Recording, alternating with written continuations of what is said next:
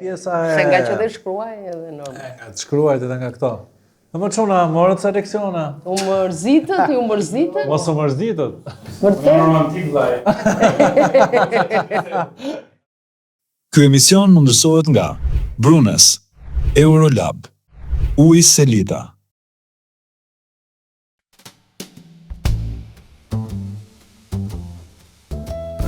Fly me to the moon, let me play among the stars.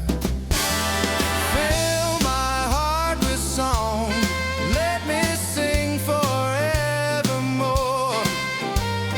You are all I long for, all I worship and adore. In other words, please be true.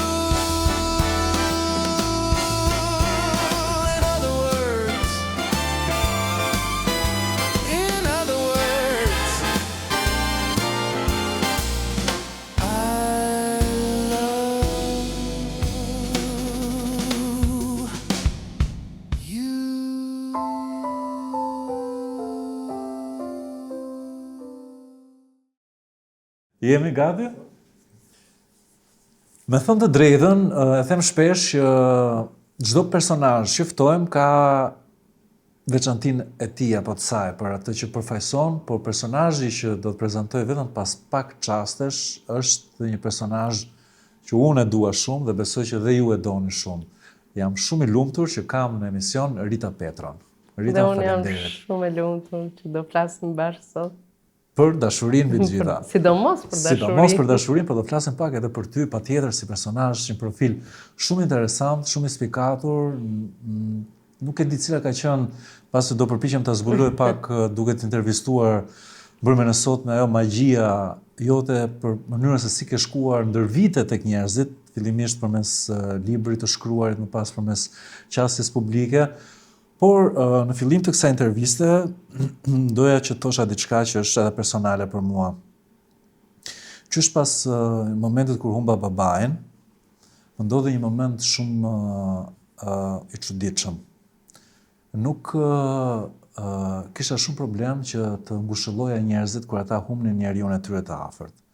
Dhe e evitoja shumë shpesh këtë gjë. Kur dikush humte njeriun e tyre të dashur, nuk gjeja dot fjalët. Edhe shpeshherë më mungonte ngushëllimi, sepse ta thash kurse ndodhi humbja e babait, nuk arrija dot më që të gjeja fjalët e duhura për të ngushëlluar njerëzit. Dhe e lidh këtë gjë me ty sepse më ka mbetur një peng i vogël. Kur humbe një njeri tënd shumë të dashur, njeriu tënd të jetës, nuk arrita dot të shkruaja, pikërisht për këtë arsye. Dhe mendova jeta në një moment do ma japi mundësinë, thash që t'ia them Ritës këtë gjë. Dhe qysh nisi të intervistët doja të thosha që besoj jeta ka marrë ritmin e saj dhe tashmë vazhdon edhe pasi ti humbe një njeri kaq të dashur në jetën tënde, siç ishte udhëtari, bashkëudhëtari i jetës tënde. Kështu që si është jeta jote tani?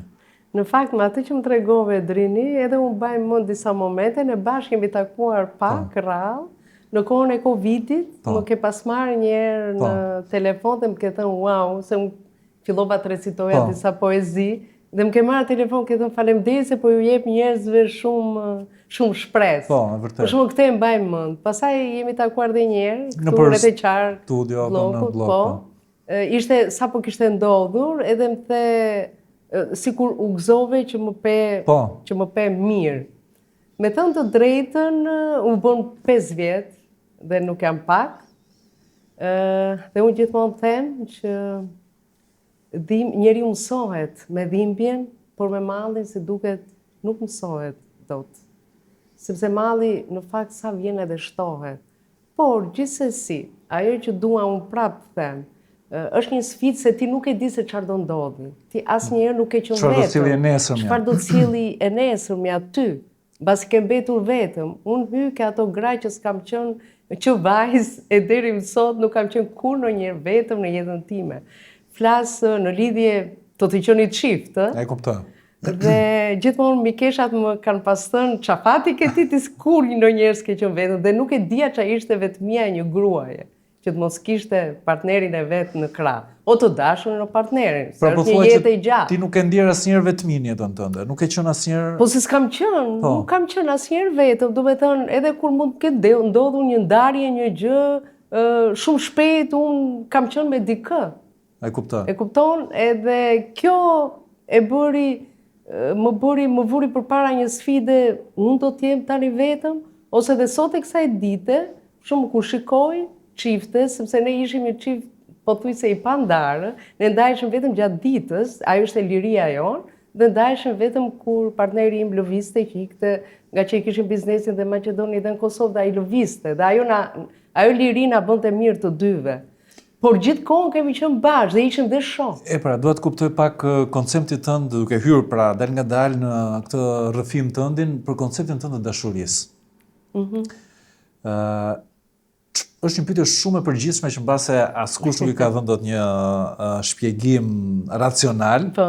por le të përpiqemi. Çfarë është dashuria? Unë dashurinë do ta quaj për kufizimi, do ta quaj çfarë është ajo për mua. Unë e quaj veten që unë nuk mund të jetoja dot pa dashuri. Do të thënë, është një ndjesi, është një ndjenjë që mendoj që e kemi secili brenda vetes tonë, është një pronë, është një pasuri e madhe që na ka dhënë Zoti, natyra, le ta quajmë si duam, dhe që gjithmonë është një njerëz që na e bën konkrete këtë ndjesi. Dhe që për të prapa atë që thash, që unë gjithmonë kam gjetur njerëzit që ma kanë bërë konkrete këtë dashuri. Si bie njeriu në dashuri? Si bie. Ajo pastaj është një gjë jashtë vullnetit tonë. Pra flas vërtet për dashuri që ti nuk e bën një plan që ky njeri mua më pëlqen, edhe unë do bie në dashuri me këtë. Unë mendoj që Nuk mund të jetë kështu. ja, të rënët në dashuri, ja. Në qoftë se ta quajmë tamam, dhe prandaj është edhe shpreha, ku ke rënë? Rënda, Ke rashë rënë, dashuri. ke rënë në një gropa ku dreqin ke rënë. Po. Dhe që ose ajo shpreha është e verbër. Pra, nuk luan rol arsyeja. Më tepër luan rol ajo kimia me një njeri, që mund të jetë dashuri me shikim Po nëse parë. bie në dashuri me njeriu e gabuar? Sa Mund të ekziston? biesh, po vjen shumë shpejt, vjen momenti Po. që ti bëhesh e vetëdijshme. Pra është ajo momenti që quhet dashuri romantike, dashuri që është kimia në mes, është ajo mendimi që ti 24 orë mendon bie të flesh me këtë njeri dhe ngrihesh të nesër mëngjes prap me mendimin për këtë njeri. Dashuria puritane, më pastra si Jo thua. vetëm me pastra, edhe Forma që më e pastër e takohesh, po që dashurisë. ti forma më e bukur, më e pastër, po se kam vetëm shpirtërore. Po. Dhe janë dy dashnor, pra nuk jemi duke folur kur ata kanë vendosur që të zgjasin kohën dashurisë, flasin për momentin që ndjen shumë të dashuruar me njëri tjetrin. Dhe gjatë ndenjes bashkë pastaj, Kisa me bush kur ndodh njëkohësisht pra. po kur ndodh që të dy i japin e marrin njësoj, paktën unë eksperiencën e kam Patjetër, që na nisur nga ndodhi të referencë. dyve. Na ndodhi të dyve, normal na ndodhi në të njëjtën kohë. Ndodh që në një çift njëri apo tjetri mund të dashurojë më shumë? Mundet të ndodhi, por atëherë fillojnë problemet e çifti. Kur njëri dashuron më tepër. Pra, për mua perfekte, dhe ajo çfarë kam provuar unë që e quaj dashurinë më të madhe të jetës sime, e quaj pikërisht këtë dashuri kur unë them, më përsi në matematikë s'ka asnjë lidhje matematika me dashurinë, po si në një matematikë 50% me 50% çdo gjë. Dhe sidomos, edhe kur zhvillimi i yt intelektual është pak a shumë një lloj, edhe kur ana mirëqenia ose diçka tjetër përfaqësojmë pak a shumë, jemi Në të njëjtin në të njëjtën gjë dhe kur dashurohemi një lloj, mendoj se është mënyra më e mirë dhe më e përsosur për të pasur një harmoni shumë të bukur bashkë. Po shqiptarët në përgjithësi nga i këndvështrimeve si shkrimtare, njose, po themi, e vendit ku jeton, i rritur dhe lindur, dashurojnë? Çfarë raporti kanë me dashurinë shqiptarët? Normal që shqiptarët si gjithë në botë dashurojnë, dashuria është një ndjenjë që na vjen, është një kimi, është biologji, njeriu më primitiv të jetë, që në kohrat kur njeriu arriti të kuptoj të ndërgjegjësohet për ndjenjën e dashurisë, nuk është se ka ndryshuar dashuria, por ndryshojnë format, mënyra, si emancipohemi ne, sa të lirihemi ne. ose konvencionet e shoqërisë, sepse ti bie në dashuri dhe menjëherë pastaj futesh në atë rrethin që të tregojnë të tjerë se çfarë do bësh me këtë dashuri. Por formimi që një njeri ka të bëjë me mënyrën si bie në dashuri, me formën e rënies në dashuri. Pra, kur them formimi, dua të them mënyra sa ka mësuar, jo, mendoj se jo. lexuar për pra këtë duhet. Mendoj se jo. Pra, që nga njerëzore, thua ti, bie në dashuri njësore, edhe njëri që nuk ka, e ndjen, është një ndjenjë që e tërheq tjetrin përmes këtij emocioni apo jo? Patjetër, janë ato shikimet sy më sy dhe dallimi. Pse ti bën dallim që kur je i vogël fare, që në kopsh, ka fëmijët shkojnë në shtëpi dhe thonë atë e dua më shumë se tjetrën. Ose janë ato shikimet që ti bën dallime nga të tjerët. Dhe në mënyrën më të pavetdijshme që na ndodh që kur jemi fëmijë, dhe pastaj patjetër kur je i rritur, je më zhvilluar, po je intelektual. Pastaj është faza e parë. Apo je njëri që vetëm ke punu tokën dhe s'ke lexuar libër, kjo s'ka rëndësi fare, ti bie në dashuri. Po do të thosha mëson njeriu të dashurojë. Domethënë këtë do ta dila, mëson të dashurojë më fort dhe më mirë, po quaj më mirë se nuk është se ka më mirë dhe më keq, po jo, normal që ka. Por një formë komunikimi po e quaj kështu. Pra mëson mbase nga një histori e dështuar, në një histori tjetër që të ruaj më shumë veten apo partnerën. Mendoj se nuk mëson shumë, por varet nga kultura që ka ai njeri. Pra, jo se do të mësoj dikush se si ti do sillesh me dashurinë tënde. Edhe kur ne kërkojmë këshilla, kur dyshojmë, të gjitha këto lindin nga intuita. Nëse unë ndjej që ky njeri nuk më do aq sa e dua unë, ajo është intuita. Intuita është më e mundshur edhe sa arsyeja. Dhe shpesh intuita na bën dhe na çon pikërisht në veprimet që nëse je njeri i fortë bën zgjidhje, nëse je njeri i dobët e vazhdon atë lidhjen e varësisë dhe dashuria s'të jep më kënaqësi. Po dashuria është e përjetshme? Nuk e besoj që është e përjetshme. Fryma e dashurisë mund të jetë e përjetshme dhe mendoj që dashuria e cila zgjatet në kohë është një dashuri që gjithmonë pëson transformimet e veta dhe ti edhe mund ta humbasësh për pak gjë.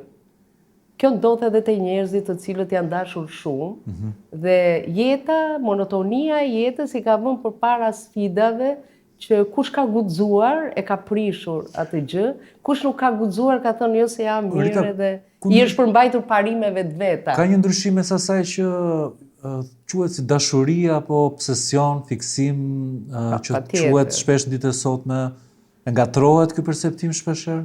Patjetër, fillimi mund të jetë i njëjtë për gjithë. Dhe ti nuk arrin dot ta kuptosh. Mendoj unë obsesionin, fiksimin, sepse edhe të rënit në dashuri është fiksim, dhe ti nuk i dallon dot. Dhe siç thon psikologët dhe siç na ka treguar jeta që vjen një pikë, vjen një moment kur ikën ajo verbëria dhe vetëm atëherë ti e kupton. E do këtë njeri? Do të vazhdosh të jesh me këtë njeri? Apo do shkëputesh dhe do ndahesh? Dhe pastaj varet nga varësia që ke krijuar. Se njerëzit krijojnë varësi edhe nga kimia e trupore, mund mos kenë asgjë me njëri tjetrin, po mund të kenë vetëm këtë lloj kimie. A ka një moshë apo pjekuri në cilën ti dashuron më fort dhe je më i qartë për mënyrën se si e do tjetrin? Kur je i ri, paktën unë mund të flas nga eksperienca ime dhe e njerëzve rreth e qark, kur je i ri nuk e kupton tamam.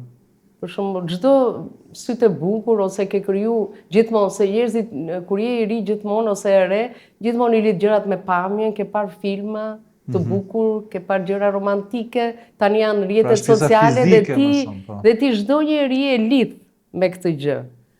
Por pastaj e kupton që ai njeriu që vërtet do duash në jetë dhe që vërtet do duash të ndash jetën, mund mos jetë princi i kaltër, po unë shkruaj në ca vargjet mia që është ai princi kafe, me flokët kafe, me syt kafe, mbas edhe me bluzë kafe, e me pantallona kafe, po jo ai i kaltri. Të kaltra mund të jetë vetëm pushime, mund të shkojë. Po, dhe kjo është përballja, po, e vërtetë dhe kjo është pastaj përballja me jetën. Me realitetin. Përballja me realitetin. Ajo është momenti. Flasim për shumicën e njerëzve që mund t'i ndodhi kjo. Pra kur je i ri ti nuk e ke akoma formimin për për të kuptuar që vërtet është dashuri. Dhe mendoj se dashuritë më të forta, më të fuqishme, janë në një moshë pjekurie. Jo, e kam fjalën që janë në moshë pjekurie që ti e di se çfarë kërkon. Dhe pastaj janë dhe ato dashuritë që arrin edhe ose dramatike, që mund të pritet familja, dikush mund të humbi pushtetin, drimi për hir të dashurisë, çfarë nuk ndodh, për hir të dashurisë. Çdo gjë, njëri mund të nisë një luftë për dashurinë. Po. Historia na ka treguar për Helenën e Trojës. Po, beson tek çiftet shumë të reja në moshë që bien dashuri patjetër, dhe nisin jetën e tyre, vinë jetë fëmijë, dhe në një moment njëri apo tjetri nuk kanë, mund të kenë njëjtin intensitet më dashurie. Ka pas raste. Kjo, po themi, luhatja e asaj formës në cilën ka rënë dashuri një çift? Unë jo, të paktën të brezit tim, që janë njohur që në bankat e shkollës dhe kanë pas martesa shumë të suksesshme si martesa flas. Po. Pra, do me thonë dhe vazhdojnë të jenë bashkë, por mendoj që i kanë ndihmuar dhe koha. I kanë ndihmuar shumë dhe koha. Ndërsa tani mosha e pjekurisë sikur është shtyr, jo se njerëzit, jo se të rinjt nuk janë më nuk janë të formuar përkundër, asnjë janë, por që kanë individualitetin e vet dhe nuk duan me njerë të krijojnë familjen, duan në thojza të gjysojnë më shumë jetën, unë e them në thojza, sepse jetën mund ta gëzosh kur duash. Ne kemi një koncept të gabuar për punën e lirisë, që bëj qef sa je tani, se do martohesh dhe s'do bësh qef jo, kjo s'do thotë gjë fare, ti do martohesh, do vazhdosh ambicien tënde, dhe kur je në një moshë 25, 30, deri në 35-40, ti ke fuqi që ti përballosh gjitha. Dhe ambicien tënde, të dashurosh partnerin tënd, të bësh punët e tua, të rrisësh fëmijët. Pra është mosha ku të gjitha gjërat mund t'i bësh dhe mund t'i përballosh.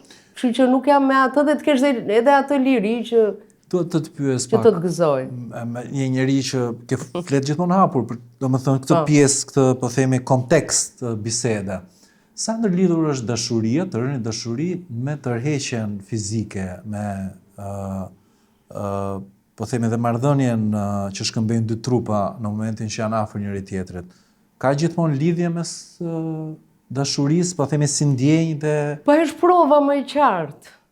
Do me thonë, prova më e qartë është lidhja fizike, sepse ti mundesh të kesh parë dikë dhe të pëlqen dhe me sy të duket sikur ke rënë në dashuri dhe një puthje që mund të t'japi ai njeri dhe ta zbret komplet. Mua kur kam qenë re më ka ndodhur, pëlqeja shumë një djalë i cili me një pamje fantastike, me gjithçka tjetër, dhe në momentin e puthjes më ka pëlqyer fare dhe se kam taku më, s'kam dalë më. S'kam dalë më shëtitje ku dinim ne në përlulishte ose ke liçeni. Kështu që ai është një moment vendimtar, pra. Po kimia e trupit, ose për shembull më përpara që nuk kishte shumë djem ose vajza që nuk donin të kryenin marrëdhënie, po e linin pas fejesës ose martesës, dhe sidomos edhe pas martesës, se në fundit dhe në atë kohë ku konservatorizmi ishte i madh, kot nuk ishte ajo fejesa. Fejesa është ai pragu që ti do fillosh avash të kuptosh. Po, që kombinohesh me këtë njeri apo jo, po ta lesh këtë gjë vetëm në martesë, për mua nuk është gjë. Do të mendosh që ka ndodhur në shumë çifte në Shqipëri. Po, ka ndodhur dhe normali ka munguar pasaj lidhja trupore, i ka munguar kënaqësia e lidhjes fizike dhe ai njeri mund të jetë i përsosur ose ne çuditem ndonjëherë, një burr shumë simpatik dhe gruaja mund të shkojë me dikë tjetër që s'është fare si ai dhe e kundërta dhe ti thua po si ka mundësi, sepse si ka mundësi të tratosh një burr të tillë apo një grua të tillë që i ka gjithë mirat. Ai dhe ajo i kanë gjithë mirat përpara syve të botës, po përpara njeriu të vet, partnerit të vet, ata e din problemet që kanë me njëri tjetrin. Janë çiftet të hapur me njëri tjetrin dhe a duhet të jenë, deri ku duhet të jenë? Pyetja është, deri ku duhet të jenë? Se ndonjëherë të qenit shumë i hapur mund të friksojë njërin apo tjetrin, në friksojë, në sensin që mund sjell mospëlqime të e vërtet. Mënyrës se si e shohin të ndërtuarit të jetës së bashku. Në këndvështrimin tënd, se sa të hapur duhet të jenë me njëri tjetrin çiftet? Mendoj që në qoftë se janë të hapur, është një nga gjërat më kryesore që e mban një çift. Dhe që të bëjë një jetë në harmonie, se unë gjithmonë them, nuk mjafton vetëm dashuria, është edhe mençuria. Është mençuria e një çifti i cili do të jetë bashkë, edhe tregojnë të dy palët mençuri. Dhe kjo mençuri lidhet pastaj me lirinë, që ti të mos i marrësh frymën tjetrit, ose ata duhet të mendojnë të dy një lloj. Pra, në qoftë se ne e para e punës njëri duhet të jemi të hapur, që të ndjehemi mirë fizikisht. Po. Dhe në qoftë se kjo liri nuk ndodh midis një çifti, sepse kjo liri mund të mos ndodhi edhe midis një çifti të martuar që kanë 20 vjet bashkë. Patjetër. Dhe mund të kenë Po mirë do ishte ndrojtje të ndodhte që në dhe fillim, mund të kenë ndrojtje nga njëri tjetri dhe kjo ndrojtje e shtynon njërin në tjetrin të shkojë te dikush tjetër që s'ka ndrojtje fare. Vetëm se duhet të Dhe jetë kjo një vuajtje, krijon- duhet të jetë një vuajtje pa mbarim për një çift Po e që disa çifte e ka kështu. nuk e ka njohur tërësisht. Unë mendoj se brezat e mëparshëm njerë mund ta kenë pasur dhe 80% e çifteve një gjë të tillë. Pavarësisht se ne kemi parë vetëm pjesën e jashtme të prindërve tanë, e them në përgjithësi. Se për vete kam pas fatin e madh që kam lind nga dashuria. Prindrit e mi, megjithëse ishte ajo kohë, prap janë martuar me dashuri me njëri tjetrin. Po e them në të përgjithshme. Hipokrizia dhe ajo që e ka mbajtur familjen ka qenë, mendoj, në shkallën më të lartë dhe A e gjykon shoqëria akoma këtë pjesën e të folurit për, domethënë të folurit brenda çiftit hapur, a gjykohet? shiko, ajo është diçka personale që të flasësh hapur Dhe nuk ose ka pse të të gjykohet pranosh. nga të tjerët, po. Nuk ka, ajo ka është pse, tjetër. Ata më shumë të gjykojnë kur ti mundohesh të tregosh se ç'a ndodh edhe një çifti që mund ta dojë njëri tjetrin, atëherë ti fillojnë edhe të gjykojnë njerëzit. Pra, nëse ne flasim diçka, pse ndodh një tradhti, ai thotë, ç'a po na tregon? Ti ne fillojnë dhe të shajnë. Pse? Sepse ai nuk e duron dot këtë gjë. Ti bën një analizë, ata nuk e durojnë dot analizën. A falet tradhtia? Edhe kjo varet.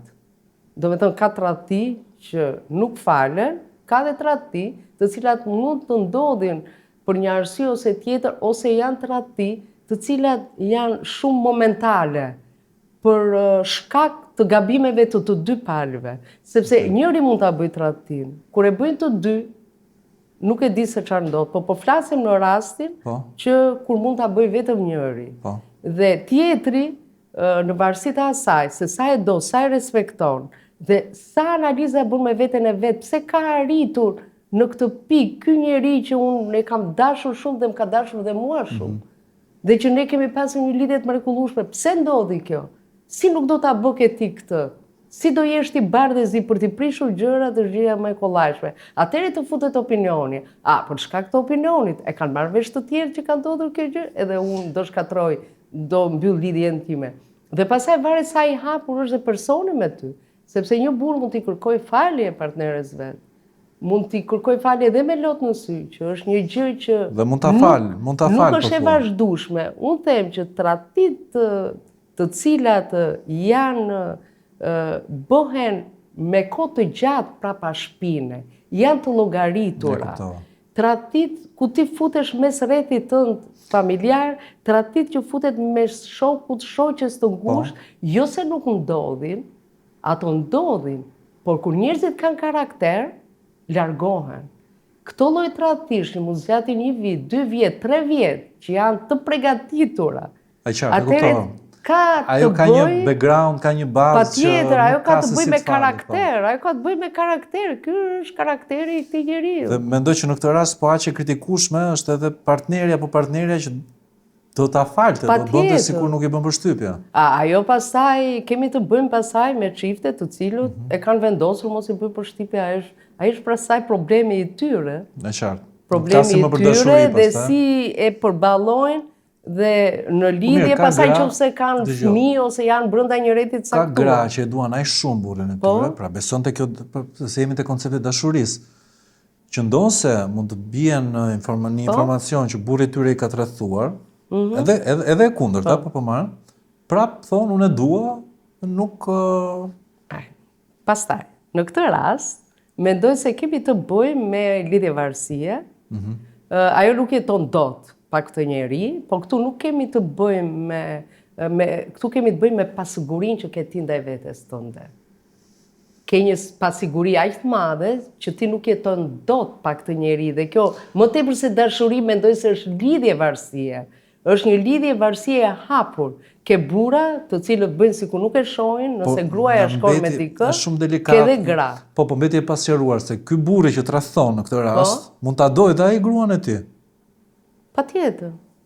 Pra në këtë rast tradhtia, pra të shkuarit një herë në një rast episodik, po themi, apo 2-3 raste episodike, për shkak të një situate të caktuar që mund të argumentohet. Që ndjesh bosh, mund të ndjesh bosh, njëri o tjetri dhe ndjen bosh. Edhe mund të ndodhin në këtë rast. Kjo është diçka që mund të tejkalohet në një çift, po themi kur Unë e thash këtë, unë e thash pak më parë. Po pra. Por ato gra të cilët buri e bën rrugë të gjë, dhe mund të jetë një buri i cili i siguron asaj të ardhura, mund t'i siguroj shumë gjëra të tjera. Po mirë, kjo nuk na hedh poshtë teorinë që nëse ti shkon një herë kur je në një lidhje martësore dhe thyen, po themi, këtë rregull të qenit brenda një lidhje, brenda një kurdo, pra nuk e shkel kurorën ajo që quhet në terma besimi dhe kur vendos që të jetosh me dikë. A nuk mund të krijojë një precedent kjo për ta? Unë do të thoja varet nga autoriteti që ka pasaj, femra apo mashkulli, që ti fal kur je e bindur që kjo falje ka një vlerë. Dhe që nuk është diçka që është rrugë, por edhe ti je pjesë e këtij faji. Se shiko, ne të gjithë bëhemi pjesë e diçkaje që ndodhen, nuk mund të jetë vetëm e atij përballë nesh. Por ne problemi më i madh i joni është që gjithmonë të tregojmë gishtin që ai është fajtori, se ai bëri një veprim, ai mund të jetë më i guximshëm për ta bërë atë veprim dhe për të lëvizur ato ujërat e ndenjura. Ose është një person që nuk rri dot pa ndjer dashurinë e ai dreqi. Dihet në boshllëk dhe nuk rri më dot. Jeta e tij nuk ka kuptim, Dhe merr përsipër dhe rrezikun.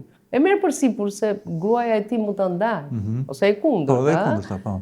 Dhe ama në këtë rast, nëse ti fal me autoritet, nuk është një lloj si të falësh si viktim dhe të falësh me autoritetin e si një person me autoritet që dëgjoj unë faljen e bëj, unë nuk ta përmend më këtë gjë, nesër mund të gaboj, nuk ka njeri të pagabueshëm.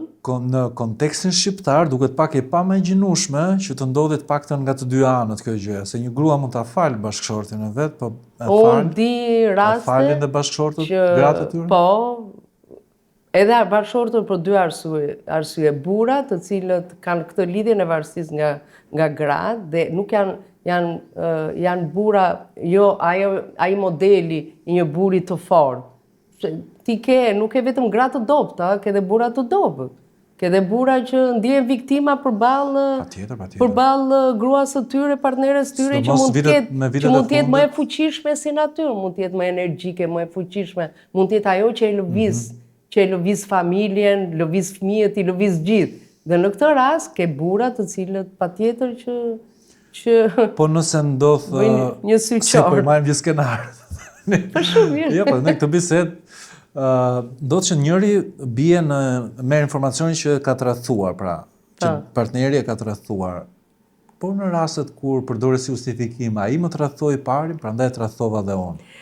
Ka njerëz që e bëjnë këtë gjë, që gjithmonë duan të gjejnë justifikim, sidomos mendoj ne gratë e kemi këtë që gjithmonë kur bëjmë një veprim, jemi të parat njerë që gjykojmë veten tonë, jemi të parat që gjykojmë veten tonë, dhe pastaj mundohemi të justifikohemi te personi me cilin kemi shkuar, mundohemi të themi, jo po nuk është faji im që po bëj një tradhti se unë e doja burin, po e ka bërë buri përpara meje, ose unë djem keq, ose ai nuk është buri zoti, ai nuk di të bëj dashuri me mua, nuk di të bëj seks me mua, domethënë ka 100 gjëra që mundohen të justifikohen. Për seksin e burrave të tyre? Flasim, por nuk është se ka ndonjë sinqeritet shumë madh.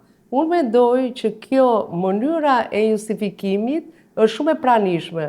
Kam pasur një shok që gjithmonë thoshte që po të shkosh, për shembull, kesh një lidhje me një grua të martuar, gjë e parë që do të thotë ti je i pari me cilin kam trajtuar burin.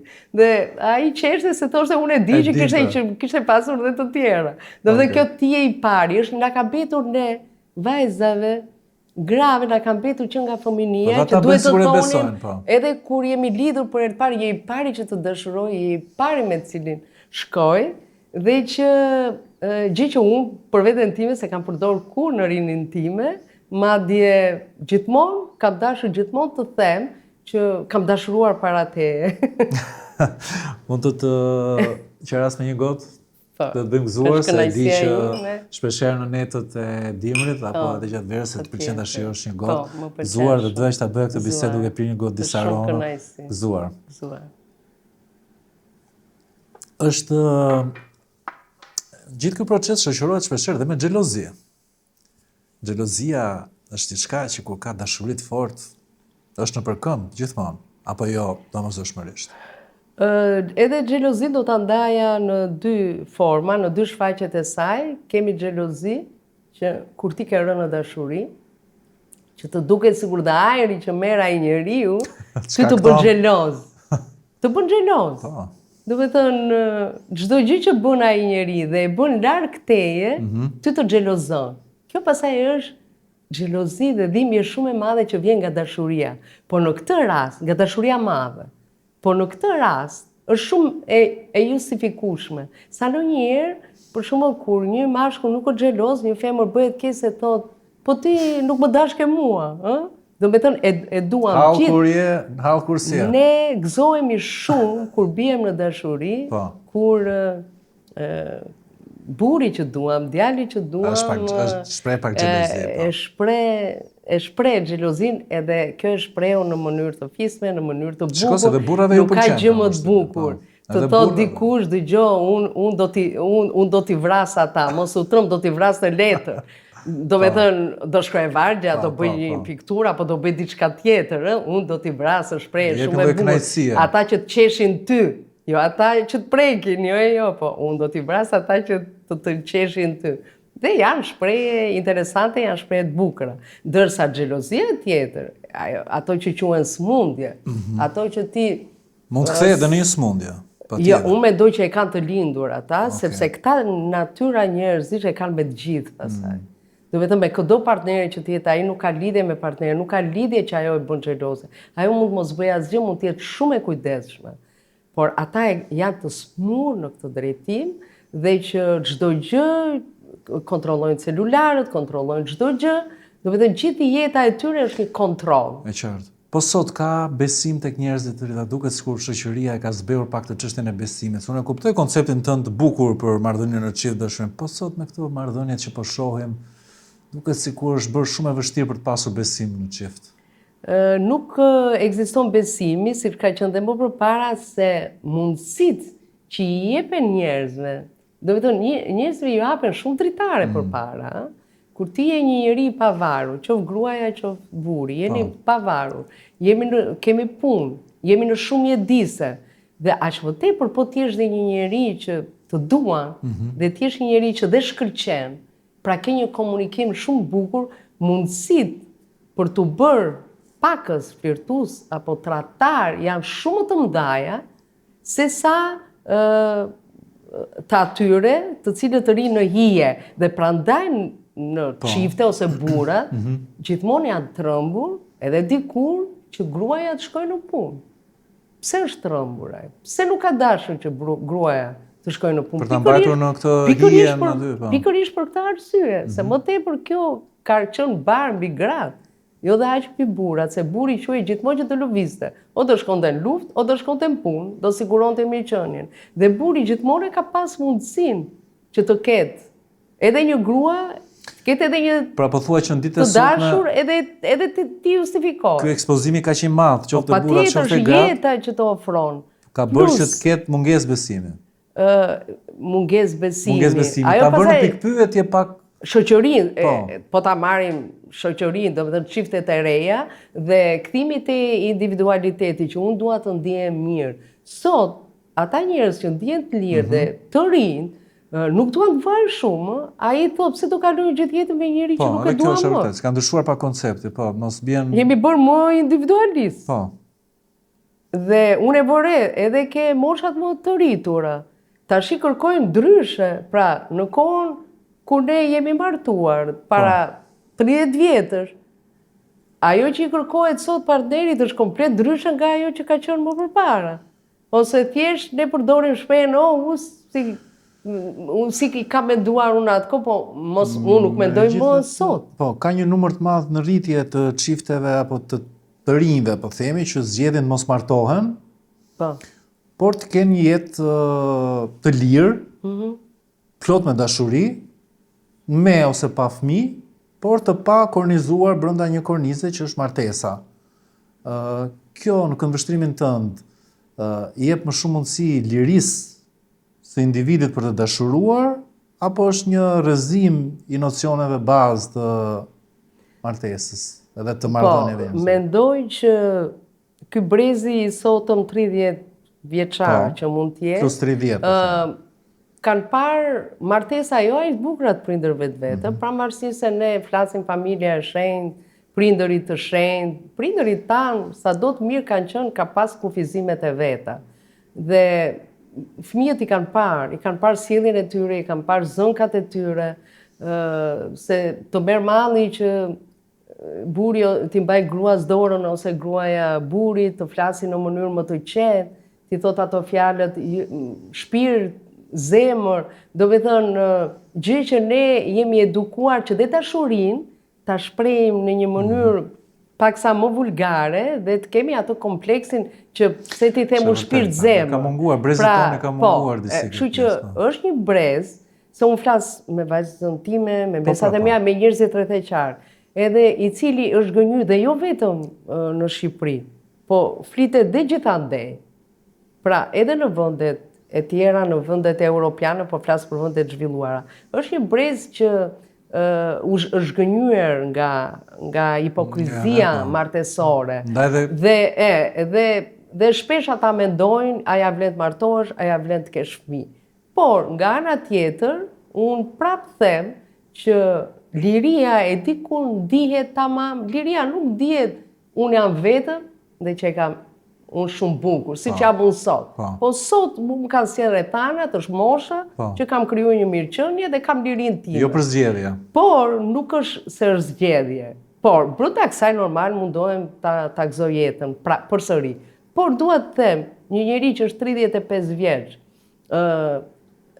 ti nuk mund të thush që liria ka vlerë kur ti ke përgjegjësi dhe të dish të ruash lirinë tënde individuale brenda gjithë përgjegjësive. Ajo është maksimumi i lirisë. Ajo është maksimumi që ti jesh i Zotit, të mbash ekuilibra, të mbash me prindërit, se në moshën 35 vjeç i ke dhe prindërit, pra të mbash ekuilibrat me prindërit, me partnere, me njerëzit e partnerit, me shoqërinë, pra të jesh dhe me shok, të marrësh dhe kënaqësinë e shokut, jo të shkëputesh komplet. Pastaj fëmijët janë një përgjegjësi tjetër, dhe unë mendoj se jeta bëhet shumë e bukur kur ti ke arritur dhe lirinë tënde individuale. Mendoj se ke bërë një jetë të plotësuar. Ka një debat, ka një pikpyetje edhe për këtë çështjen e të ardhurave dhe jetës që bën shpeshherë çiftet. Ndikon mirëqenia apo pamundësia ndonjëherë për një jetë shëndetshme, të ndërtuar mirë, me dashuri dhe me të gjithë kompleksitetin e saj? Unë do të thoja këtë gjë që ne na kanë edukuar që vetëm buri duhet të ketë më shumë lek. Po. Dhe gruaja mund të ketë edhe më pak, mund mos ketë fare, është në rregull. Gjë që sot ka ndryshuar. Dhe unë them shumë mirë që ka ndryshuar, derisa ka dhe burra të cilët mbajnë fëmijët në shtëpi, sepse partnerja e tyre ka një punë shumë mirë dhe fiton shumë më tepër lek se sa i shoqë, por kjo s'do të thotë se ti nuk je i Zotit. Kjo ka të bëjë dhe me karakterin e njeriut. Ka njerëz të cilët janë shumë të mençur, por nuk dinë të bëjnë lek. Ka njerëz tjerë që dinë. Por kjo nuk do të thotë se ai njeri nuk punon, ose nuk është njeri që ti nuk duhet ta duash. Pra, është një koncept shumë ndryshe në ditët e sotme. Dhe mendoj që kur ti e do një njeri shumë, Përgjithësisht ta ngresh sa më lart po, që jo të jetë vetëm ta profesionalisht ngresh, sa por më- ama po. ti lufton bashkarisht. Që ç'a do bëjmë me fëmijët, kush mund t'i mbaj.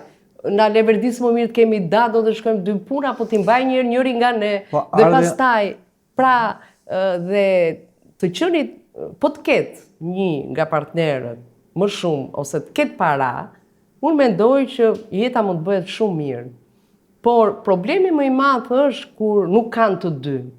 Dhe atëherë jeta e vështirë, Për sa këtë do doja të të dilem. duen ata, Po. jeta e vështirë mund t'i çojë në përplasje më të mëdha se sa të paktën njëri nga partnerët ketë një ketë miqëne një, që po. e mban. Sepse në fundit sot njerëzit luftojnë për këtë lloj komoditeti. Nuk është turp sot thuash, unë dua të kem para. Unë takoj trinj që thotë mirë, dakor, do vit punoj ke ty sa do marr. Nuk është se i marr inat.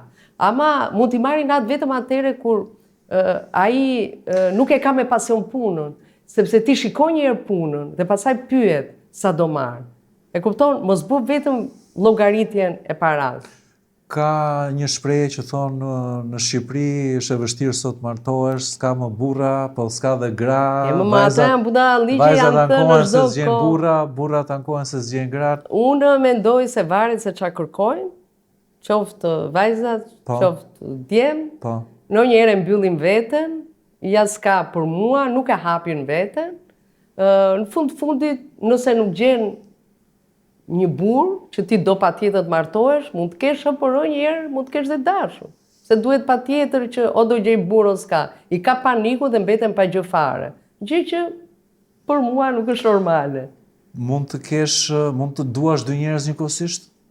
Patjetër, jeta ka tregu, s'do ishte shkruar as një roman, s'do ishte bërë as një film, s'do ishin bërë gjithë të këngë të mrekullueshme, nëse nuk do ndodhte vërtet. kjo që është Mos dilema pasur më e gjithë të madhe drama. njerëzore që të duash dy veta njëkohësisht. Pavarësisht se dashuritë mund të jenë të ndryshme. Dhe pastaj akoma më e fortë, më e dhimbshme është kur ti duhet të zgjedhësh midis dy njerëzve që Ke dashuruar ndonjëherë dy që njerëz? dashuron dhe unë prandaj them, unë po. Dhe unë prandaj them që ndjesia nuk është as e moralshme dhe as e pamoralshme.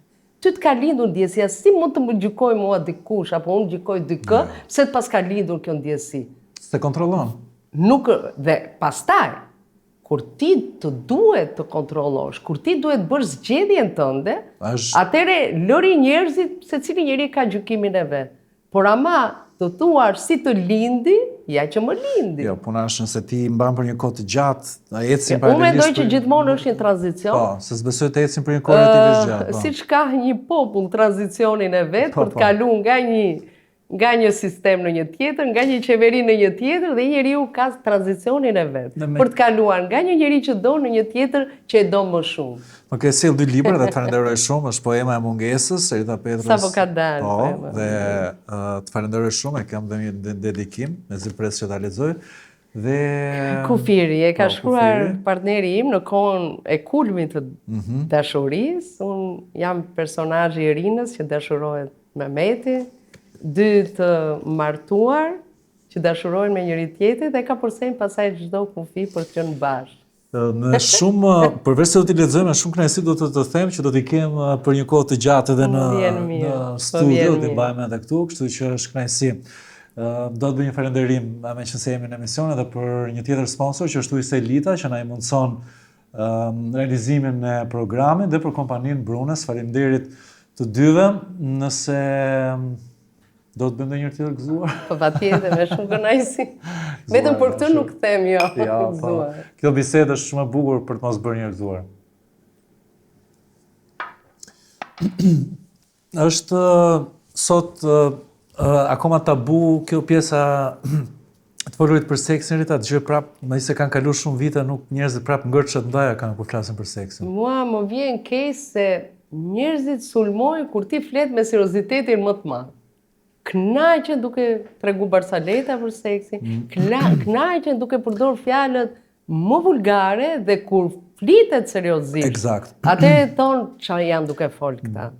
Pata një të ftuar përpara disa episodesh, Jacqueline Lekatarin, dhe një nga momentet e emisionit që ka kapur më shumë shikime, mbi 1 milion shikime, është kur ajo thotë që epshi ndaj grave të martuara, apo të burrave të martuara, është një nga gjërat që i sfidon më shumë sot çiftet.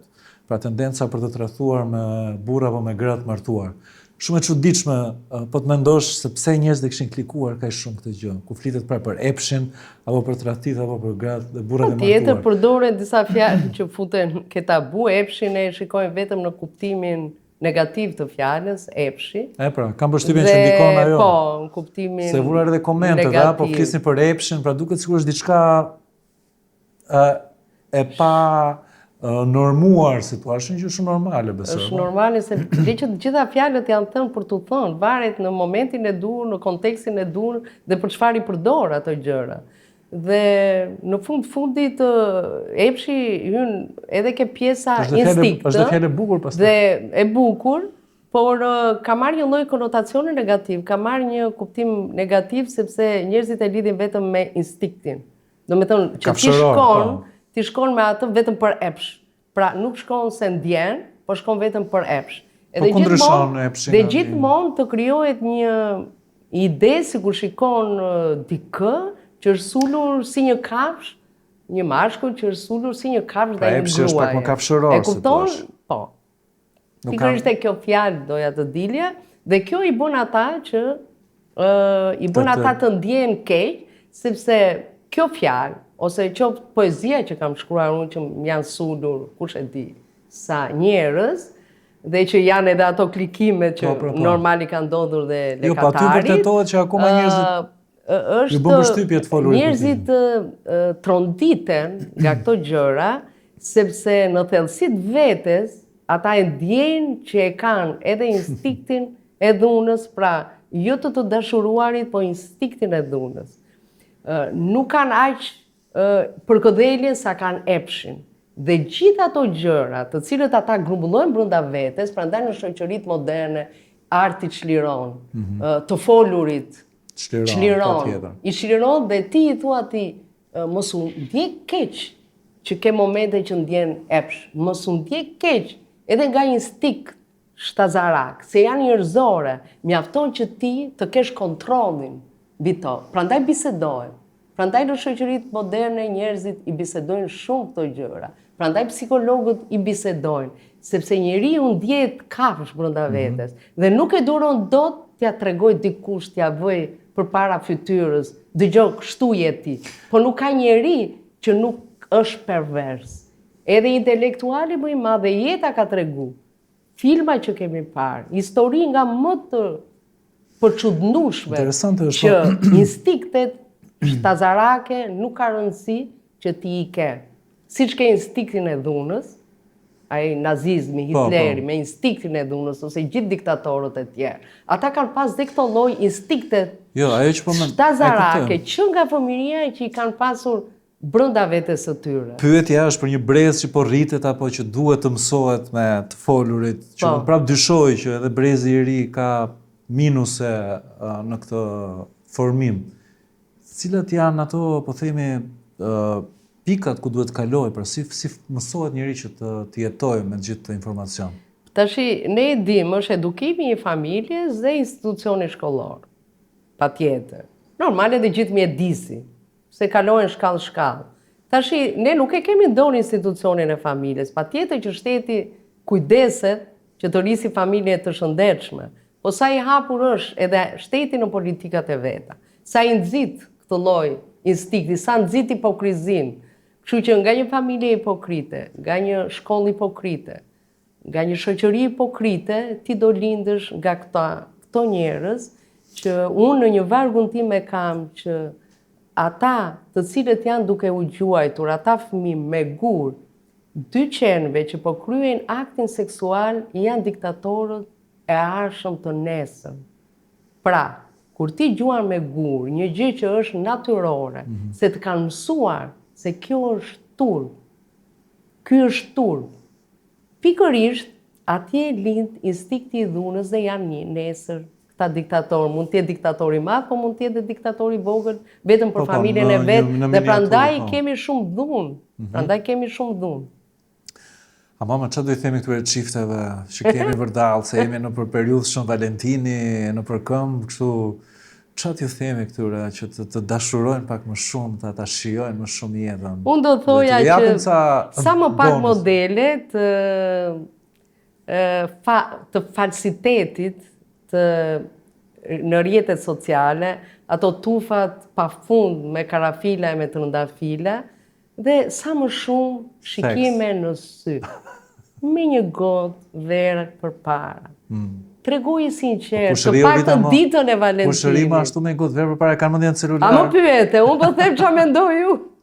Po, e kanë mendjen celular, patjetër që e kanë mendjen. Unë prandaj po e themi, lërini modelet. Sidomos te gratë, për shkak zgënjehemi shumë. Ti e mendon shumë Valentini, që do mbi kjo, do mbi tufa e lule, se i ka shku, s'po përmend emra, i ka shku asaj duhet vi dhe unë. Ti mund të meritosh shumë më tepër se 100 apo 1000 karafila se i kanë shkuar asaj. Ti mund të meritosh atë dorën e ngrohtë, ti mund të meritosh një seks të bukur në mbrëmje, ti mund të meritosh një poezi të bukur që ta thotë i dashuri yt, ose një shëtitje që mund të bësh përdore, po patjetër. Dhe ti mendon se duhet meritosh atë që i ka ndodhur asaj. Dhe ajo mund mos jetë hiç e lumtur. Po sa është modeli që shkruaj. Ai është modeli. Prandaj them, këshilla ime është lërini modelet dhe modelin e ke përpara vetes tënde. Lëre atë modeli. Mundohu ta bësh jetën bukur me modelin që ke përpara vetes tënde. Jep dhe merr, dhe jeta është shumë e bukur dhe shumë e thjeshtë. Nëse nuk ndjen. Do të thënë, gotë vere. Shikim së sy. Po patjetër. Edhe mund të jesh dhe i sinqert, mund të thush diçka që s'e ke thënë ndonjëherë, ose e ke pas kompleks të shprehësh dashurinë, e shpreh pikërisht atëherë. Po. Prekje? Edhe ato që janë çifte të martuara me fëmijë, ti lejnë fëmijët në shtëpi atë ditë dhe dalin me njëri tjetrin. Të lejnë. Po nuk është festë familjare, Valentin. Një ditë është dashuria. Shiko, edhe bashkë mund ta bëjnë, Dgjoj, një ditë është dashuria. Jo, ne po flasim për festën. Më vjen keq, më pyete për festën. Jo, dakor, po kam fjalën. Shiko, ai që ditë bëj, unë mendoj që ai që ditë bëj një Valentin të bukur. E ka çdo ditë Valentin.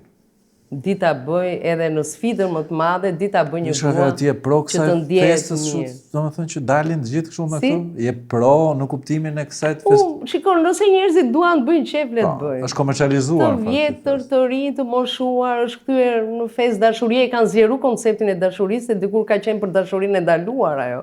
Për ato çifte që i dërgonin fshehura si njëri tjetrit. Mos hap temë tjetër. Po është e bukur dashuria e ndaluar tash, është gjëja më e mrekullueshme në këtë botë, dashuria e ndaluar. Është shkalla më e lartë e dhimbjes dhe e lumturisë. Aty po hym pastaj nuk dalim dot. Si shpjegohet që nuk mbaron?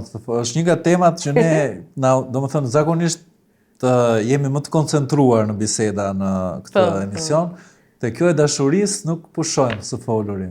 Është natyrë njerëzore kam përshtypjen. Në natyrën njerëzore dhe që të gjithë ne e dimë që ajo që ta bën jetën të lumtur është kjo gjë, sepse kur e shikon në kuptimin e mirë se dashuria ka dhe forcën shkatruese. Ta bën të lumtur, po ta bën dhe grop ndonjëherë. Atë doja thoja që dashuria ka forcën shkatruese dhe forcën ndërtuese dhe kur të dy njerëzit duan ta rrisin dhe të ecin përpara. Unë dhe partneri ime kemi pas përdor shumë atë shprehjen që rruga në të cilën radh shkohet. Dhe kur ti ngjitesh në atë rrugë, shpirtërisht, po dhe veç e veç, një çift është shumë bukur kur mbështet njëri tjetrin. Dhe atëherë jeta është shumë e bukur. Më mbush e plot me energji të mirë, me entuziazëm, tani e shoh më ndryshe të gjithë panoramën, me shaka them këtë gjë. Po besoj që ajo pjesa e të folurit për dashurinë shumë e rëndësishme, edhe për dashurinë e bukur dhe të genuine, pra. Po, patjetër. Është një gjë që mungon, është një gjë që duhet të jetë më shpesh, të normalizohet të folurit, po aq edhe për afrimitetin që njerëzit duhet kenë në kontakt. Intimitetin, se ne gatrojmë gjithmonë vetëm me seksin. Intimiteti nuk është vetëm seksi. Intimiteti është, unë sa herë them bëj pyetjen, sa herë keni parë njëri tjetrin, sidomos çiftet që kanë kohë të gjatë. Sa gjatë mund të ke ndodhur pa u parë sy në sy? Ai është intimitet. Ka raste kur njeriu e ul kokën se nuk do ta shohë. Do edhe me dritën fikur. Po puna është me dritë. Dhe ta pëlqesh partnerin që mund të kesh 20 vjet, 30 vjet, ta pëlqesh edhe me dritë dhe ta bësh të ndjehesh mirë. Atëherë e di kush janë gratë më të lumtura në botë. Kur mashkulli i bën pa komplekse. Dhe mendoj, e njëjta gjë është Një burr është i lumtur nga një grua kur ajo nuk i krijon kompleks atij njeriu. Komplekse Po patjetër komplekset janë ato që shkatrojnë në njeriu. intimitet thua, po? Në intimitet e në çdo gjë Në çdo gjë tjetër. tjetër. Në marrëdhënie me të tjerët, sa burra ka që ndjehen keq nga sjellja e grave, siç është edhe gra që ndjehen keq nga sjellja e burrave. Në intimitet edhe në rrethet shoqërore dhe në gjithçka tjetër. Do dashurojmë tani? Do jemi gati për të dashuruar? Unë jam gjithmonë gati për të dashuruar. Si tash unë s'ri dot asnjëherë vetëm. Është gjë më e bukur që mund na ndodh, kështu që shumë të falenderoj që të kisha në këtë bisedë. Ishte shumë kënaqësi që Dhe për mua dam shumë. bashkë këtë Në këtë mbrëmje. mjedis kaq të bukur patjetër. Ishte shumë kënaqësi. Faleminderit. Faleminderit. Gëzuar. Këto temat e shoqërisë janë të bukura gjithmonë. and blonde, greeny in the city when Tirana doesn't sleep. Late night